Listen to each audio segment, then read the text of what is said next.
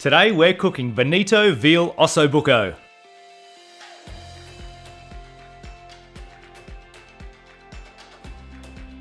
First, cut up all your vegetables.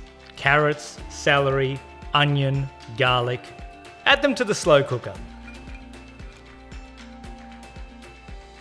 Add your rosemary, your dry sherry and your cinnamon. Place your Osso Bucco on top of your vegetables, pour passata over and place the lid on. Turn it on slow, leave for a few hours. For the polenta, place your water to boil. Once it's simmering, add your polenta. Make sure you stir it in. Stir continuously for 5 minutes, turn the heat down and replace the lid. On a low heat, after 10 minutes your polenta should be done.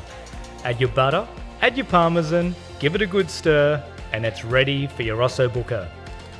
And there you have it, Veneto Veal Osso Bucco.